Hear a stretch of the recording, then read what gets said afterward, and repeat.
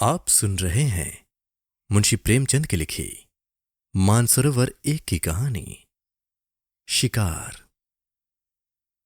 फटे वस्त्रों वाली मुनिया ने रानी वसुधा के चांद से मुखड़े की ओर सम्मान भरी आंखों से देखकर राजकुमार को गोद में उठाते हुए कहा, हम गरीबों का इस तरह कैसे निभा हो सकता है महारानी। मेरी तो अपने आदमी से एक दिन न पटे, मैं उसे घर में बैठने न दूं। ऐसी ऐसी गालियां सुनाऊं कि छठी का दूध याद आ जाए। रानी वसुधा ने गंभीर विनोद के भाव से कहा, क्यों, वो कहेगा नहीं? तू मेरे बीच में बोलने वाली कौन है? मेरी जो इच्छा होगी वो करूंगा। तू अपना रोटी कपड़ा मुझसे लिया कर, तुझे मेरी दूसरी बातों से क्या मतलब? मैं तेरा गुलाम नहीं हूं। मुनिया 3 ही दिन से यहां लड़कों को खिलाने के लिए नौकर हुई थी। पहले 2-4 घरों में चौका बर्तन कर चुकी थी, पर रानियों से अदब के साथ बातें करना अभी न सीख पाई थी। उसका सूखा हुआ सांवला चेहरा उत्तेजित हो उठा। कर्कश स्वर में बोली, जिस दिन ऐसी बातें मुंह से बोलेगा मूछें उखाड़ लूंगी सरकार।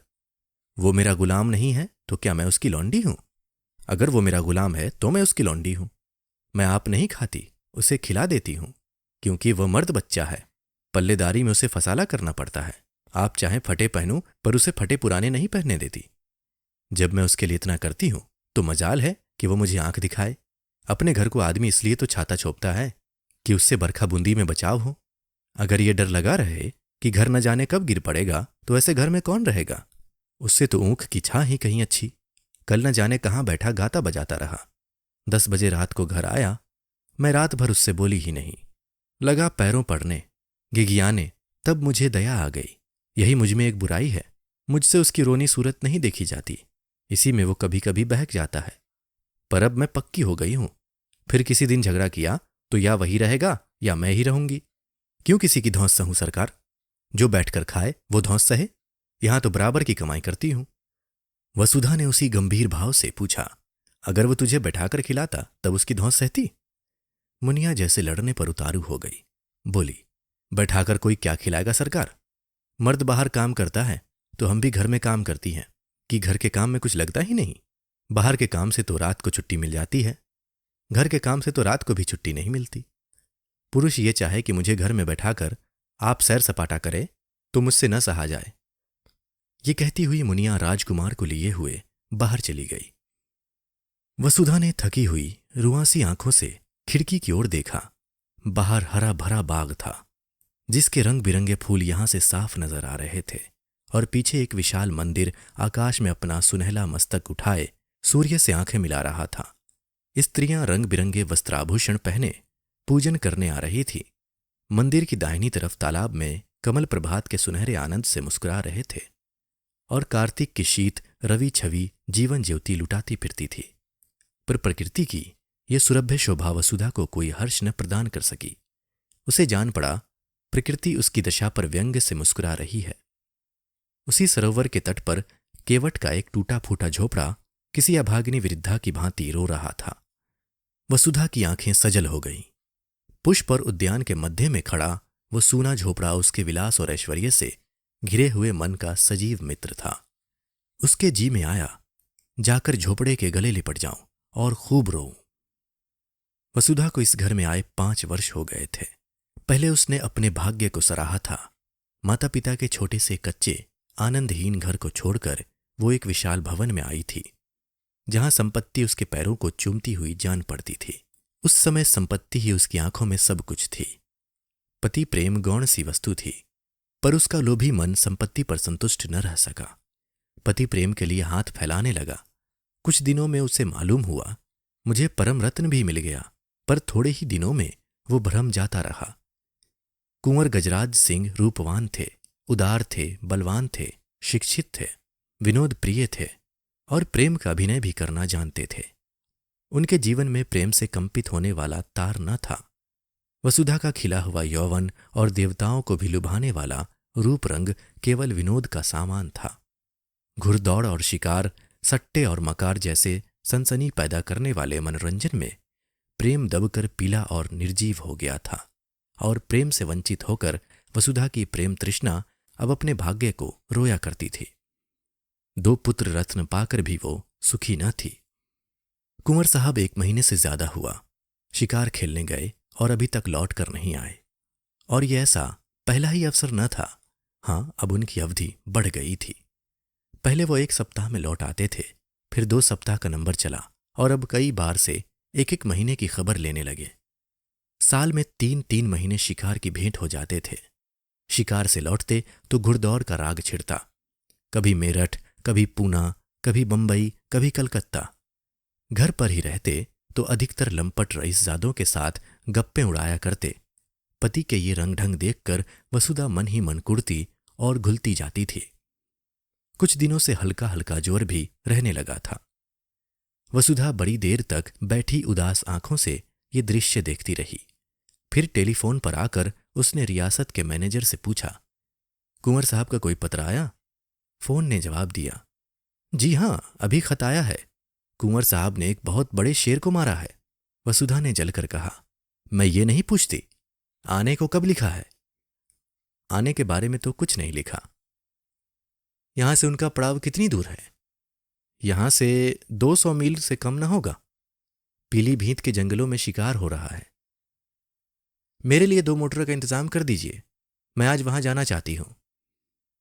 फोन ने कई मिनट बाद जवाब दिया, 1 मोटर तो वो साथ ले गए हैं, 1 हाकिम जिला के बंगले पर भेज दी गई, तीसरी बैंक के मैनेजर की सवारी में, चौथी की मरम्मत हो रही है।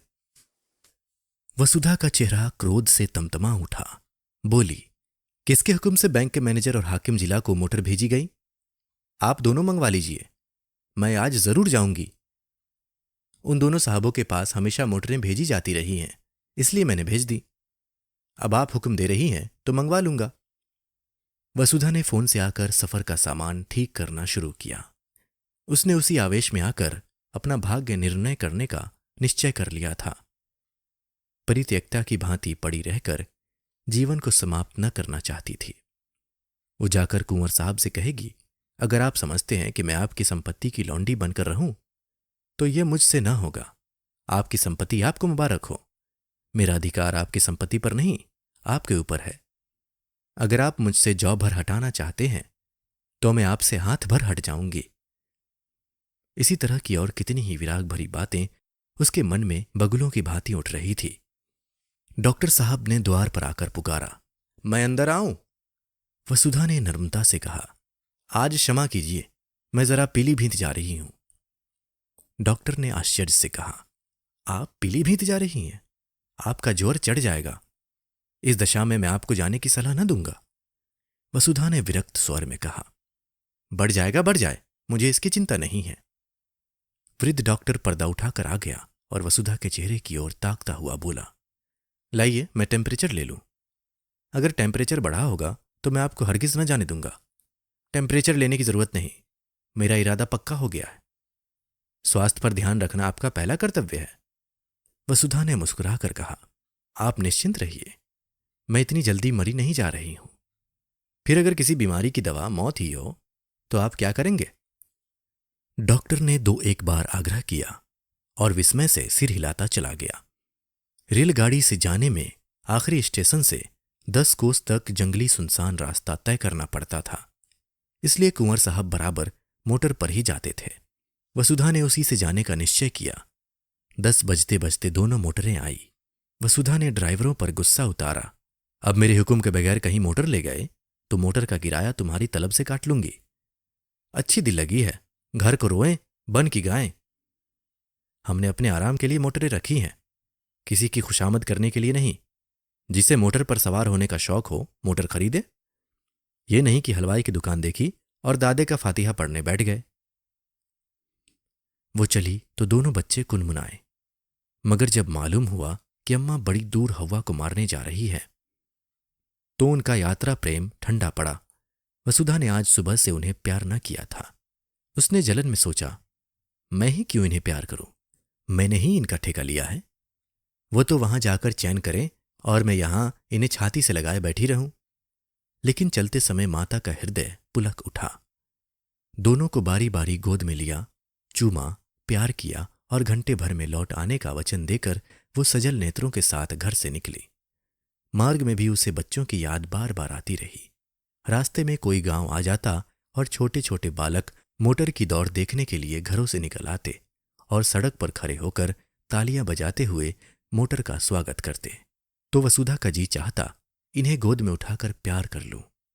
मोटर जितने वेग से आगे जा रही थी, उतने ही वेग से उसका मन सामने के वृक्ष समूहों के पीछे की ओर उड़ा जा रहा था।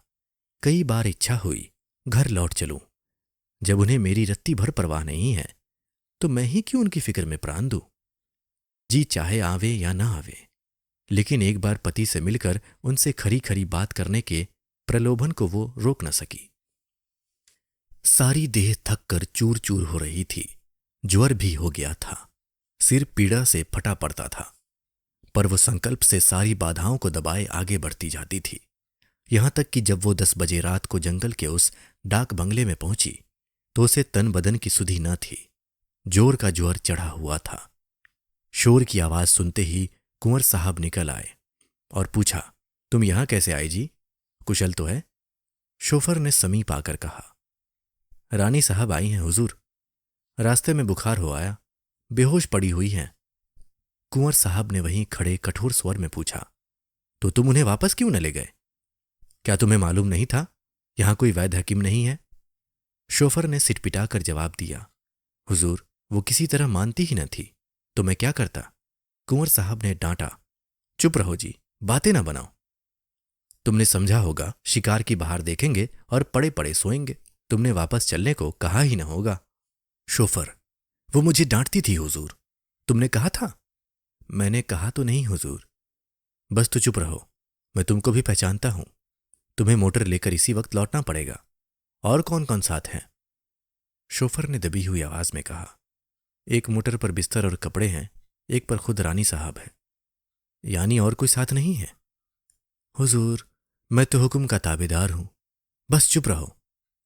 यूं झल्लाते हुए कुंवर साहब वसुधा के पास गए और आहिस्ता से पुकारा। जब कोई जवाब न मिला, तो उन्होंने धीरे से उसके माथे पर हाथ रखा। सिर गर्म तवा हो रहा था। उस ताप ने मानो उनकी सारी क्रोध ज्वाला को खींच लिया। लपक कर बंगले में आए, सोए हुए आदमियों को जगाया, पलंग बिछवाया, अचेत वसुधा को गोद में उठाकर कमरे में लाए और पलंग पर लिटा दिया। फिर उसके सिरहाने खड़े होकर उसे व्यथित नेत्रों से देखने लगे। उस धूल से भरे मुखमंडल और बिखरे हुए रजरंजित केशों में आज उन्होंने आग्रहमय प्रेम की झलक देखी। अब तक उन्होंने वसुधा को विलासिनी के रूप में देखा था, जिसे उनके प्रेम की परवाह न थी, जो अपने बनाव सिंगार में ही मगन थी। आज धूल के पाउडर और पोमेड में वो उसके नारीत्व का दर्शन कर रहे थे। उसमें कितना आग्रह था, कितनी लालसा थी। अपनी उड़ान के आनंद में डूबी हुई वो एक पिंजरे के द्वार पर आकर फड़फड़ा रही थी। अब वह पिंजरे के द्वार पर आकर पंख फड़फड़ा रही थी। पिंजरे का द्वार खुलकर क्या उसका स्वागत न करेगा? रसोइयों ने पूछा, क्या सरकार अकेली आई है? कुंवर साहब ने कोमल कंठ से कहा, हां जी, और क्या, इतने आदमी हैं, किसी को साथ न लिया। आराम से रेलगाड़ी से आ सकती थी, यहां से मोटर भेज दी जाती। मन ही तो है, कितने जोर का बुखार है कि हाथ नहीं रखा जाता। जरा सा पानी गर्म करो और देखो कुछ खाने को बना लो।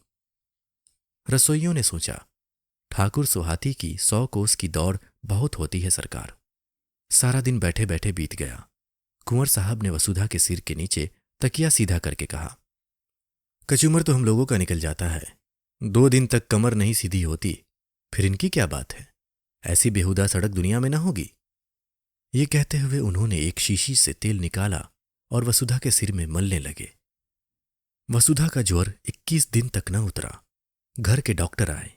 दोनों बालक, मुनिया, नौकर चाकर सभी आ गए। जंगल में मंगल हो गया। वसुधा खाट पर पड़ी पड़ी कुंवर साहब की शुश्रूषाओं में अलौकिक आनंद और संतोष का अनुभव किया करती। वो दोपहर दिन चढ़े तक सोने के आदी थे। कितने सवेरे उठते, उसके पत्थे और आराम की जरा जरा सी बातों का कितना ख्याल रखते। जरा देर के लिए स्नान और भोजन करते जाते, फिर आकर बैठ जाते। एक तपस्या सी कर रहे थे। उसका स्वास्थ्य बिगड़ता जाता था। चेहरे पर स्वास्थ्य की लाली न थी। कुछ व्यस्त से रहते थे। एक दिन वसुधा ने कहा, तुम आजकल शिकार खेलने क्यों नहीं जाते? मैं तो शिकार खेलने ही आई थी, मगर न जाने किस बुरी साइज से चली कि तुम्हें इतनी तपस्या करनी पड़ गई। अब मैं बिल्कुल अच्छी हूं, जरा आईने में अपनी सूरत तो देखो। कुंवर साहब को इतने दिनों शिकार का कभी ध्यान ही न आया था। इसकी चर्चा ही न होती थी। शिकारियों का आना जाना, मिलना जुलना बंद था। एक बार साथ के एक शिकारी ने किसी शेर का जिक्र किया था। कुंवर साहब ने उसकी ओर कुछ ऐसी कड़वी आंखों से देखा कि वो सूख सा गया। वसुधा के पास बैठने, उससे कुछ बातें करके, उसका मन बहलाने, दवा और पथ्य बनाने में ही उन्हें आनंद मिलता था। उनका भोग विलास जीवन के इस कठोर व्रत में जैसे बुझ गया। वसुधा की एक हथेली पर अंगुलियां से रेखा खींचने में मगन थे।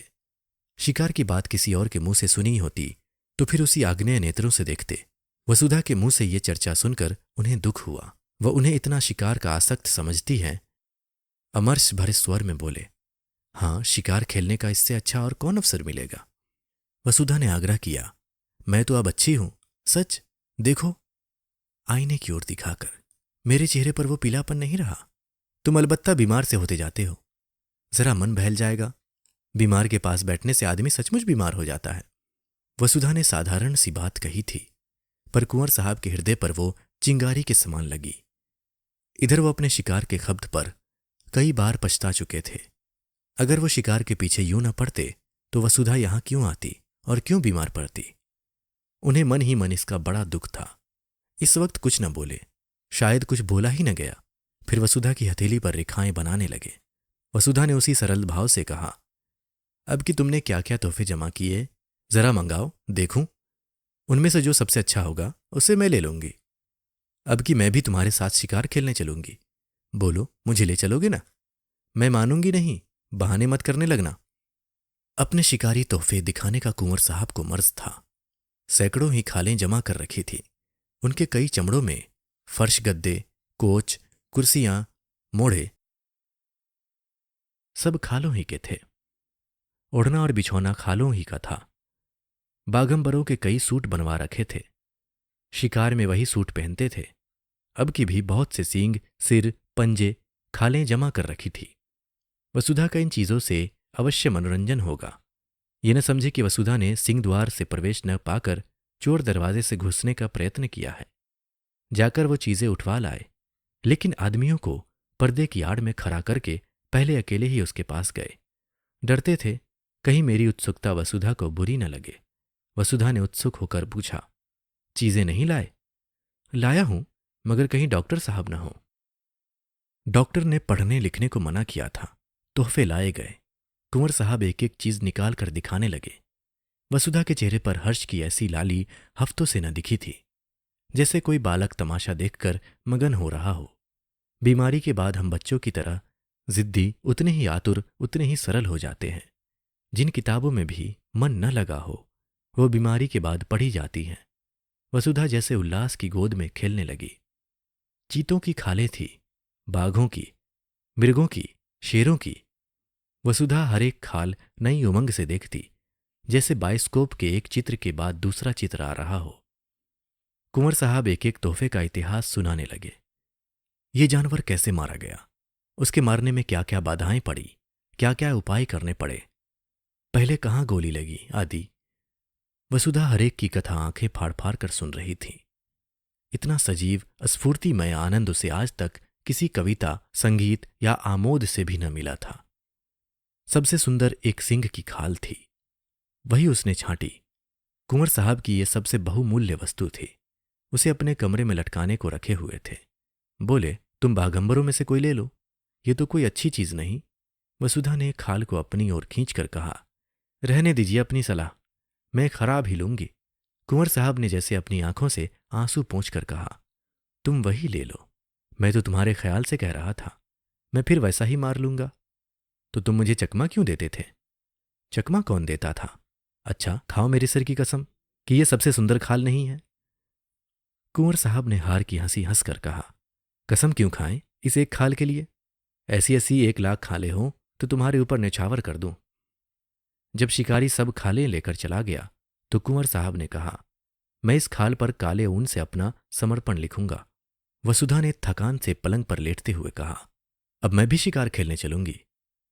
फिर वह सोचने लगी, वो भी कोई शेर मारेगी और उसकी खाल पति देव को भेंट करेगी। उस पर लाल ऊन से लिखा जाएगा, प्रियतम। जिस ज्योति के मंद पड़ जाने से हरेक व्यापार, हरेक व्यंजन पर अंधकार छा गया था, वो ज्योति अब प्रदीप्त होने लगी थी। शिकारों का वृत्तांत सुनने की वसुधा को चाट सी पड़ गई। कुंवर साहब को कई कई बार अपने अनुभव सुनाने पड़े। उसका सुनने से ही जीना भरता था। अब तक कुंवर साहब का संसार अलग था, जिससे दुख सुख, हानि लाभ, आशा निराशा से वसुधा को कोई सरोकार न था। वसुधा को इस संसार के व्यापार से कोई रुचि न थी, बल्कि अरुचि थी। कुंवर साहब इस पृथक संसार की बातें उससे छिपाते थे, पर अब वसुधा उनके इस संसार में एक उज्ज्वल प्रकाश, एक वरदानों वाली देवी के समान अवतरित हो गई थी। एक दिन वसुधा ने आग्रह किया, मुझे बंदूक चलाना सिखा दो।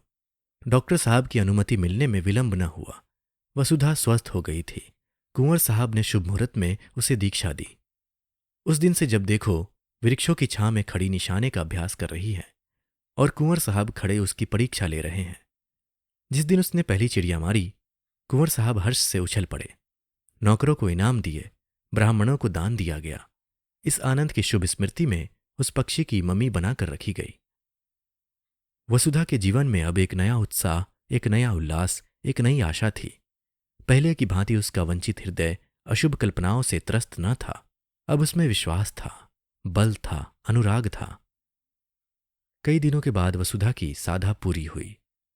कुंवर साहब उसे साथ लेकर शिकार खेलने पर राजी हुए और शिकार था शेर का। और शेर भी वो जिसने इधर 1 महीने से आसपास के गांव में तहलका मचा दिया था। चारों तरफ अंधकार था, ऐसा सघन कि पृथ्वी उसके भार से कराहती हुई जान पड़ती। कुंवर साहब और वसुधा एक ऊंचे मचान पर बंदूक लिए दम साधे बैठे हुए थे। बहुत भयंकर जंतु था।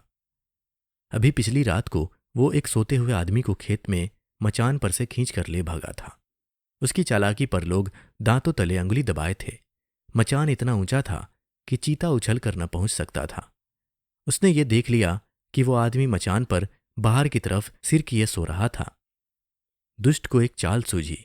वो पास के गांव में गया और वहां से एक लंबा बांस उठा लिया। बांस के एक सिरे को उसने दांतों से कुचला और जब उसकी कच्ची सी बन गई तो उसे न जाने अगले पंजों या दांतों से उठाकर सोने वाले आदमी के बालों में फिराने लगा। वो जानता था बाल बांस के रेशों में फंस जाएंगे। एक झटके में वो अभागा आदमी नीचे आ रहा। इसी मानसभक्षी चीते की घात में दोनों शिकारी बैठे हुए थे। नीचे कुछ दूर पर भैंसा बांध दिया गया था और शेर के आने की राह देखी जा रही थी। कुंवर साहब शांत थे, पर वसुधा की छाती धड़क रही थी। जरा सा भी पत्ता खड़कता तो वो चौंक पड़ती और बंदूक सीधी करने के बदले में चौंक कर कुंवर साहब से चिपक जाती। कुंवर साहब बीच बीच में उसकी हिम्मत बंधाते जाते थे। ज्यों ही भैंसे पर आया, मैं उसका काम तमाम कर दूंगा, तुम्हारी गोली की नौबत ही न आने पावेगी। वसुधा ने सिहर कर कहा, और जो कहीं निशाना चूक गया तो उछलेगा, तो फिर दूसरी गोली चलेगी। तीनों बंदूकें तो भरी तैयार रखी हैं। तुम्हारा जी घबराता तो नहीं? बिल्कुल नहीं। मैं तो चाहती हूं पहला मेरा निशाना होता। पत्ते खड़खड़ा उठे। वसुधा चौंक कर पति के कंधों से लिपट गई। कुंवर साहब ने उसकी गर्दन में हाथ डालकर कहा, दिल मजबूत करो प्रिय। वसुधा ने लज्जित होकर कहा, नहीं नहीं, मैं डरती नहीं, जरा चौंक पड़ी थी। सहसा भैंसे के पास 2 चिंगारियां सी चमक उठी। कुंवर साहब ने धीरे से वसुधा का हाथ दबाकर शेर के आने की सूचना दी और सतर्क हो गए। जब शेर भैंसे पर आ गया तो उन्होंने निशाना मारा, खाली गया। दूसरा फायर किया। चीता जख्मी तो हुआ पर गिरा नहीं। क्रोध से पागल होकर इतनी जोर से गरजा कि वसुधा का कलेजा दहल उठा। कुंवर साहब तीसरा फायर करने जा रहे थे कि चीते ने मचान पर जस्त मारी। उसके अगले पंजों के धक्के से मचान ऐसा हिला कि कुंवर साहब हाथ में बंदूक लिए झोंके से नीचे गिर पड़े। कितना भीषण अवसर था। अगर एक पल का भी विलंब होता तो कुंवर साहब की खैरियत न थी। शेर की जलती हुई आंखें वसुधा के सामने चमक रही थीं। उसकी दुर्गंधमय सांसें देह में लग रही थी। हाथ पांव फूले हुए थे। आंखें भीतर को सिकुड़ी जा रही थी। इस पर खतरे ने जैसे उसकी नाड़ियों में बिजली भर दी। उसने अपनी बंदूक संभाली। शेर के और उसके बीच में 2 हाथ से ज्यादा अंतर न था। वो उचक कर आना ही चाहता था कि वसुधा ने बंदूक की नली उसकी आंखों में डालकर बंदूक छोड़ी। धाएं! शेर के पंजे ढीले पड़े, नीचे गिर पड़ा। अब समस्या भीषण थी। शेर से 3-4 कदम पर ही कुंवर साहब गिरे पड़े थे। शायद चोट ज्यादा आई हो। शेर में अगर अभी दम है तो वो उन पर जरूर वार करेगा। वसुधा के प्राण आंखों में थे, और बल कलाइयों में। इस वक्त कोई उसकी देह में भाला भी चुभा देता तो उसे खबर न होती। वो अपने होश में न थी। उसकी मूर्छा ही चेतना का काम कर रही थी। उसने बिजली की बत्ती जलाई। देखा शेर उठने की चेष्टा कर रहा है। दूसरी गोली सिर पर मारी और उसके साथ ही रिवॉल्वर लिए नीचे कूदी। शेर जोर से गुर्राया। वसुधा ने उसके मुंह के सामने रिवॉल्वर खाली कर दिया। कुंवर साहब संभल कर खड़े हो गए। दौड़कर उसे छाती से चिपटा लिया। अरे यह क्या? वसुधा बेहोश थी। भय उसके प्राणों को मुट्ठी में लिए उसकी आत्मरक्षा कर रहा था। भय के शांत होते ही मूर्छा आ गई। 3 घंटे बाद वसुधा की मूर्छा टूटी। उसकी चेतना अब भी उन्हीं भयप्रद परिस्थितियों में विचर रही थी। उसने धीरे से डरते डरते आंखें खोली। कुंवर साहब ने पूछा, कैसा जी है प्रिय? वसुधा ने उनकी रक्षा के लिए दोनों हाथों का घेरा बनाते हुए कहा, वहां से हट जाओ, ऐसा न हो झपट पड़े। कुंवर साहब ने हंसकर कहा, शेर कब का ठंडा हो गया, वो बरामदे में पड़ा है। ऐसे डील डॉल का और इतना भयंकर सिंह मैंने नहीं देखा। वसुधा, तुम्हें चोट तो नहीं आई? कुंवर, बिल्कुल नहीं। तुम कूद क्यों पड़ी? पैरों में बड़ी चोट आई होगी। तुम जीती कैसे बची, यह आश्चर्य है। मैं तो इतनी ऊंचाई से कभी न कूद सकता। वसुधा ने चकित होकर कहा, मैं कहाँ कूदी? शेर मचान पर आया, इतना याद है। इसके बाद क्या हुआ मुझे कुछ याद नहीं। कुंवर को भी विस्मय हुआ। वाह, तुमने उस पर 2 गोलियां चलाई। जब वो नीचे गिरा तो तुम भी कूद पड़ी और उसके मुंह में रिवॉल्वर की नली ठूंस दी। बस वहीं ठंडा हो गया। बड़ा बेहया जानवर था। अगर तुम चूक जाती तो वो नीचे आते ही मुझ पर जरूर चोट करता। मेरे पास तो छुरी भी न थी। बंदूक हाथ से छूटकर दूसरी तरफ गिर गई थी। अंधेरे में कोई सुझाई न देता था। तुम्हारे ही प्रभाव से इस वक्त मैं यहां खड़ा हूं। तुमने मुझे प्राण दान दिया। दूसरे दिन प्रातःकाल यहां से कूच हुआ। जो घर वसुधा को फाड़े खाता था उसमें आज जाकर ऐसा आनंद आया जैसे किसी बिछुड़े मित्र से मिली हो। हर एक वस्तु उसका स्वागत करती हुई मालूम होती थी। जिन नौकरों और लौंडियों से वो महीनों से सीधे मुंह न बोली थी, उनसे वो आज हंस हंस कर कुशल पूछती और गले मिलती थी, जैसे अपनी पिछली रुखाइयों की पटौती कर रही हो। संध्या का सूर्य आकाश के स्वर्ण सागर में अपनी नौका खेता हुआ चला जा रहा था। वसुधा खिड़की के सामने कुर्सी पर बैठकर सामने का दृश्य देखने लगी। उस दृश्य में आज जीवन था, विकास था, उन्माद था। केवट का वो सूना झोपड़ा भी आज इतना सुहावना लग रहा था। प्रकृति में मोहिनी भरी हुई थी। मंदिर के सामने मुनिया राजकुमारों को खिला रही थी। वसुधा के मन में आज कुलदेव के प्रति श्रद्धा जागृत हुई, जो बरसों से पड़ी सो रही थी। उसने पूजा के सामान मंगवाए और पूजा करने चली। आनंद से भरे भंडार से अब वो कुछ दान भी कर सकती थी। जलते हुए हृदय से ज्वाला के सिवा और क्या निकलती। उसी वक्त कुंवर साहब आकर बोले, अच्छा, पूजा करने जा रही हो? मैं भी वहां जा रहा था। मैंने एक मनौती मान रखी है। वसुधा ने मुस्कुराई हुई आंखों से पूछा, कैसी मनौती है? कुंवर साहब ने हंसकर कहा, यह न बताऊंगा। अभी आप सुन रहे थे प्रेमचंद की लिखी कहानी शिकार।